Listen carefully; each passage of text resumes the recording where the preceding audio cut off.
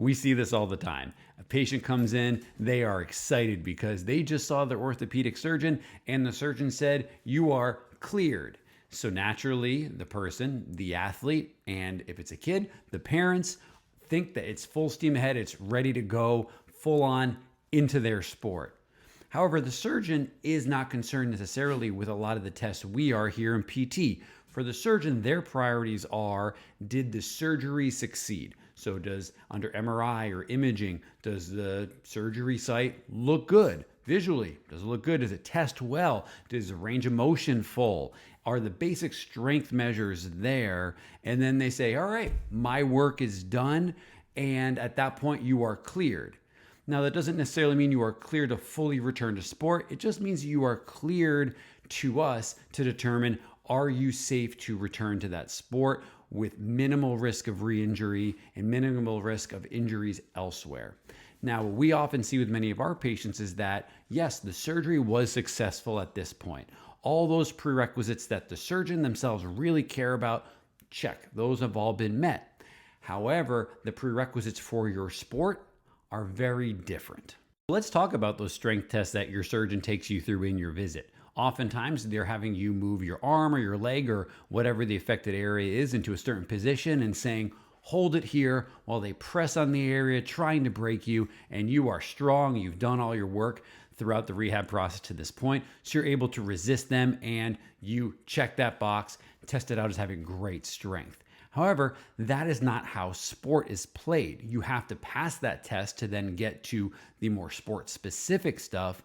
But again, we cannot stop at just those basic strength tests that your doctor may take you through. We have to see what happens when, instead of holding your limb in a static position, trying to resist some external force, what happens as your affected limb, let's say it's your knee, has to decelerate your body when you're planting into a cut, or you're putting a great deal of force into the ground as you're landing, for instance.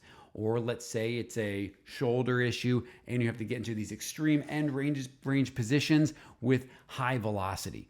What happens in those instances? Is your body ready to rapidly stop those external forces and then reverse those back into a state of propulsion where we can actually generate force to kick a ball, to cut, to sprint, to plant, to throw, to whatever these sport-specific movements are?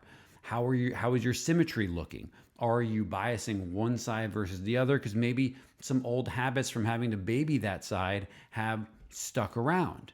And how quickly can you generate force on the affected side? Maybe you are just as strong on some tests on your repaired side compared to your unrepaired side, but then when you have to demonstrate that force quickly, that's where the asymmetries maybe present themselves. Now at CHP, we have many ways to test this.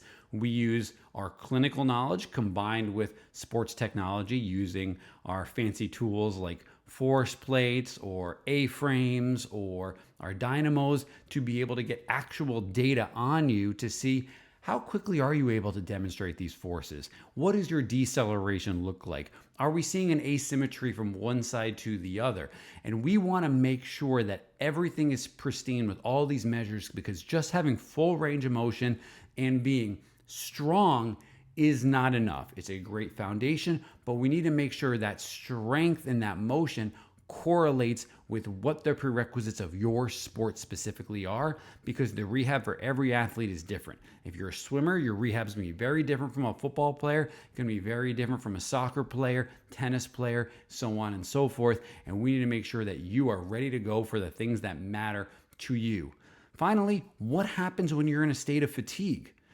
Are you going to be great when you're fresh, but then all of a sudden when you get tired, you haven't built the work capacity in the affected side compared to the other, and that side just kind of gives out once you're fatigued in a game, so that all of a sudden when the fourth quarter comes around, if let's say you play a field sport and fatigue sets in, now your risk of injury is significantly higher. We want to avoid those situations. So let's see what happens when you're in a state of fatigue. Are you able to test just like the other side, even if you did when you were fresh? This is just a small number of things that we look at, that we assess, that we test, and we drill here at Cohen Health and Performance. So if you are somebody who is coming off of a surgery, whether it's a knee issue, hip issue, back, shoulder, etc.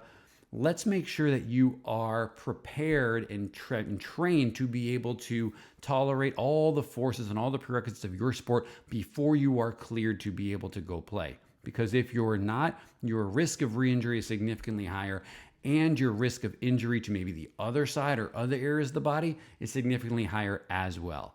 If that's something you're interested in doing, we would love to be able to help you. You know where to find us.